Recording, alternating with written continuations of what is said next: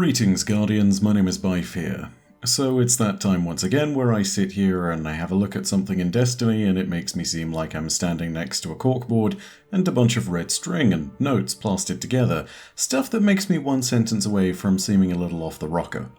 Well, it's worked the last two times with Nezarec in the Season of the Plunder and Sivo Wrath in the Season of the Seraph, so yeah, let's go for 3. But before I get into stuff today, I wanted to give you all a couple of warnings first.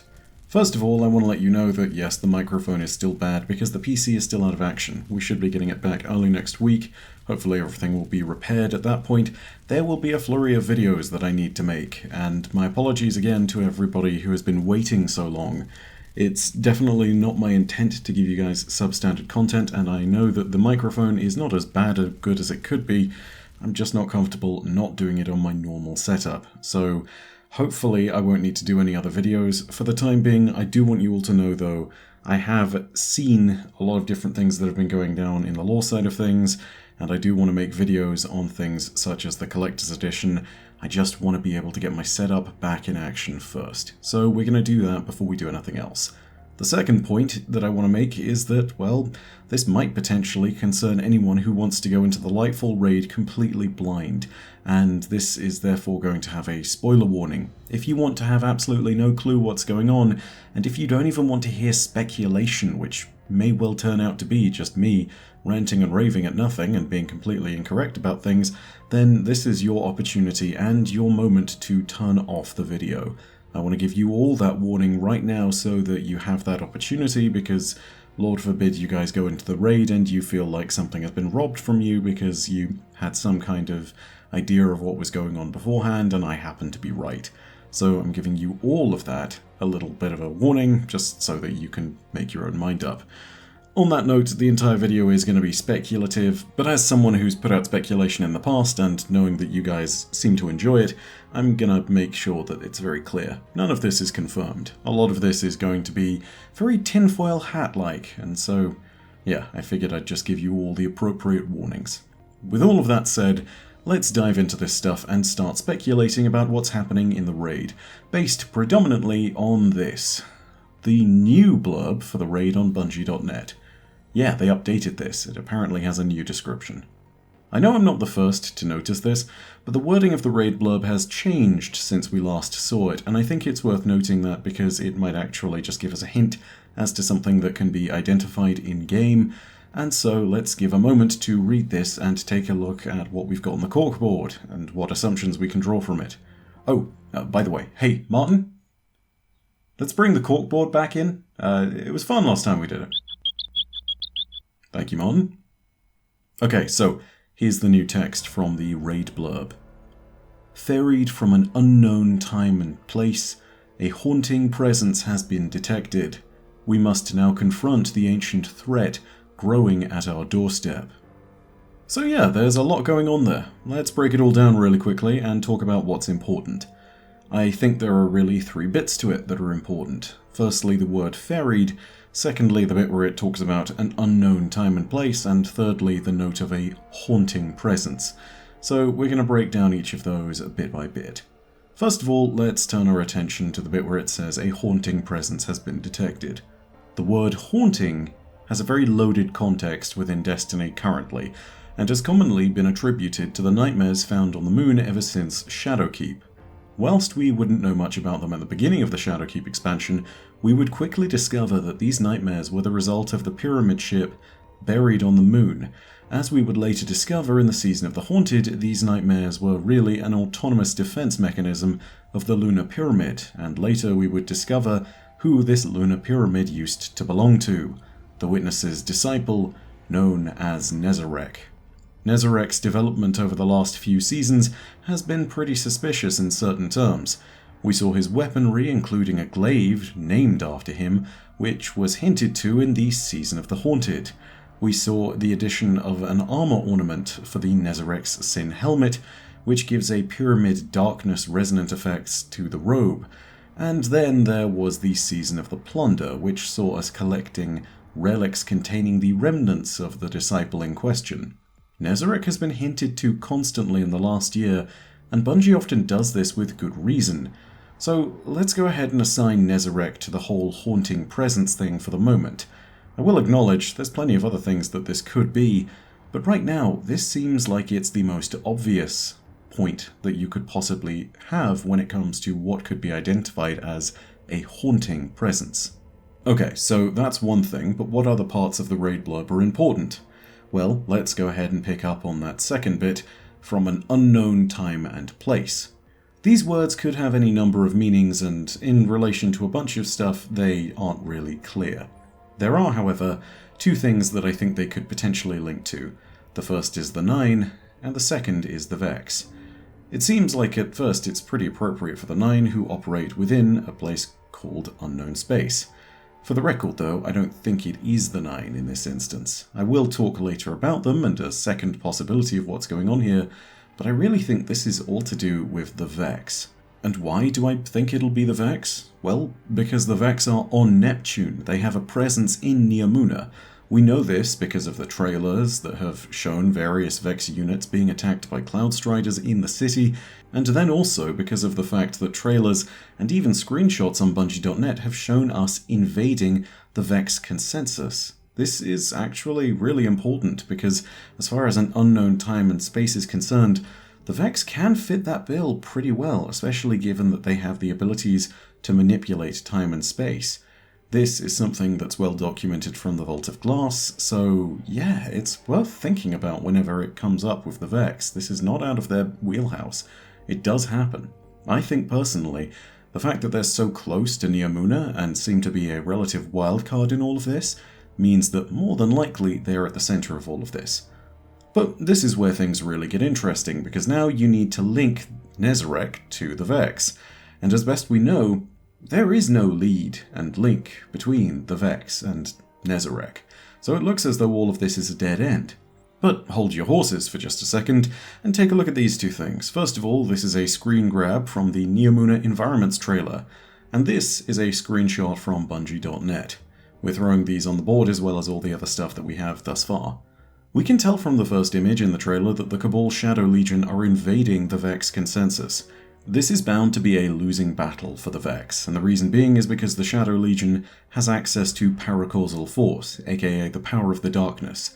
The Vex have no counter to it, just in the same way that they have no counter to the light. Their asymmetric powers and abilities can only go so far. We can also see in the second screenshot that the towering floating mass in the background of the network here looks as though it's broken and wrong and out of sync. Lots of these things tend to be in a place where they're symmetrical and they tend to be equidistant from the core at all times and at perfect right angles where possible. All of this is bent out of shape and it doesn't look like it's right. It looks busted. It looks as though it's subject to an invasion and almost as though it's manipulated. You can also see a dark portal down on the bottom right, as if you needed any more hints that something is going on here, and that the Vex aren't in complete control. All of this leads me to believe that we're looking at a situation where the Cabal are trying to take over the Vex network, or at least a portion of it, from an access point on Neomuna. Whilst there is no tangential link between Nezarec and the Vex, there is a link between the Shadow Legion and Nezarec.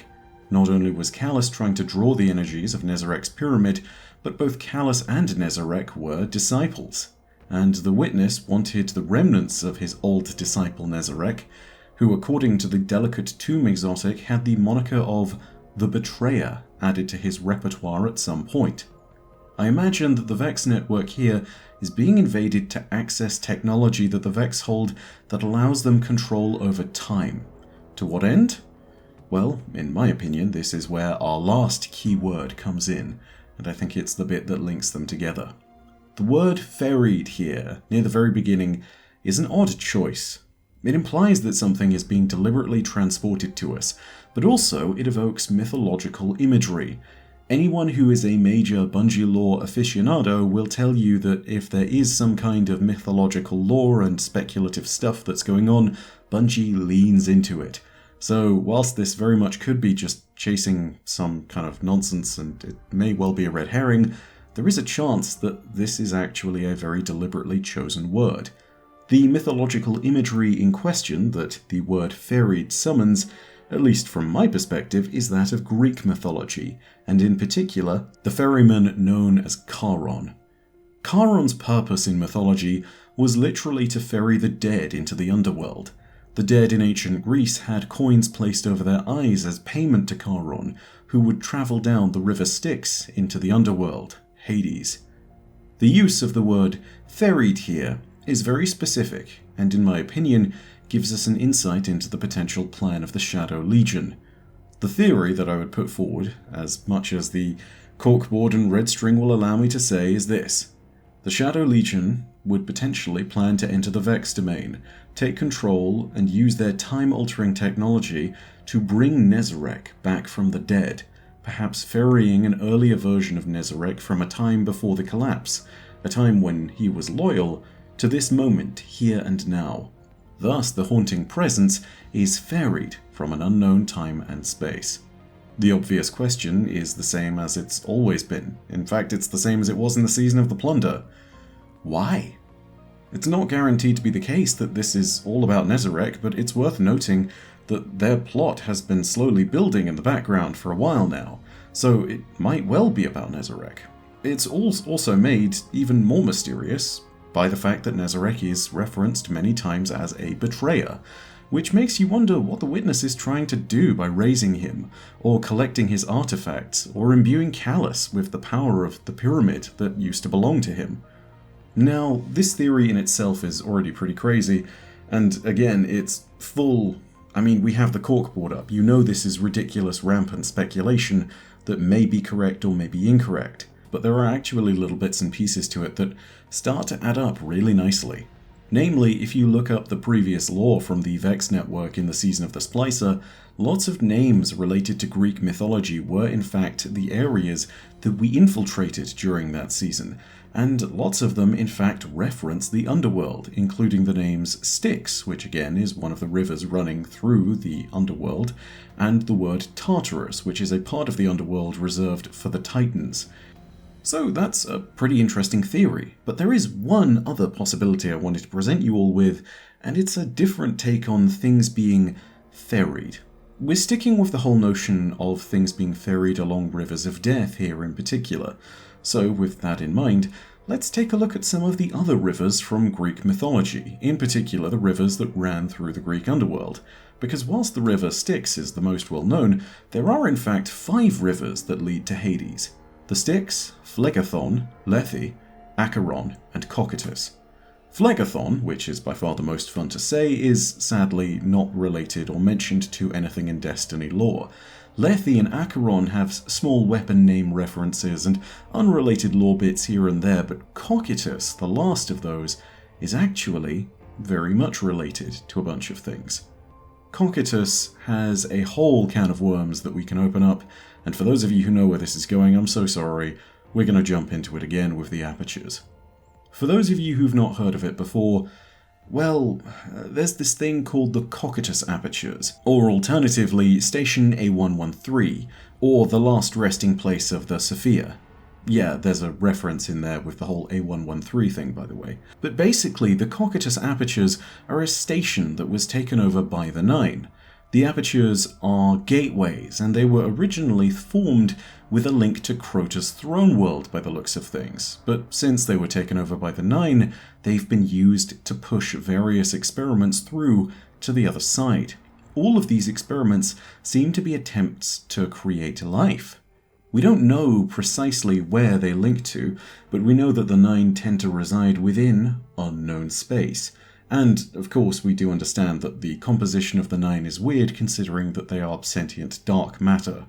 This all seems to line up pretty neatly with the idea of an unknown time and space being the place that the haunted presence was ferried from.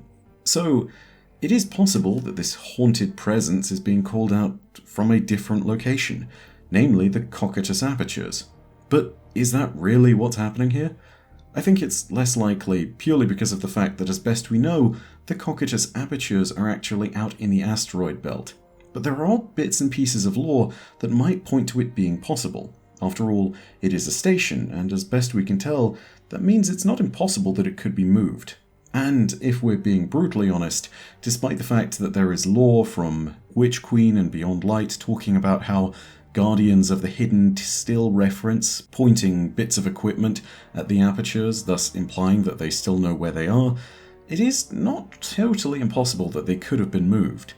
After all, back in Forsaken, which again is before all of this note about pointing things at the apertures, we did have Mara Sov saying this one line here.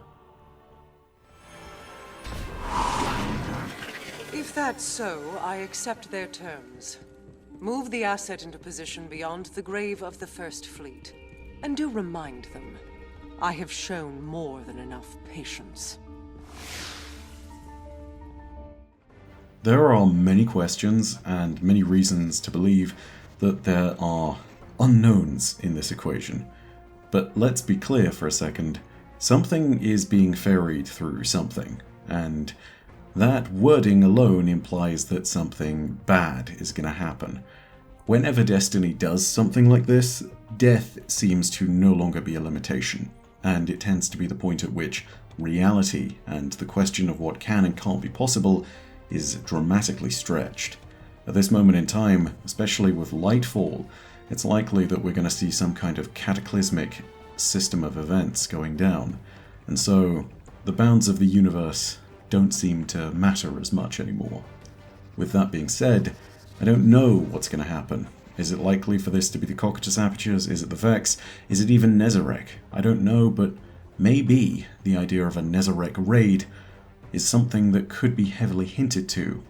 And if we are going to face another disciple in the raid, it might make some sense that this is a past version of them, one that is still loyal to the Witness, one that we need to kill.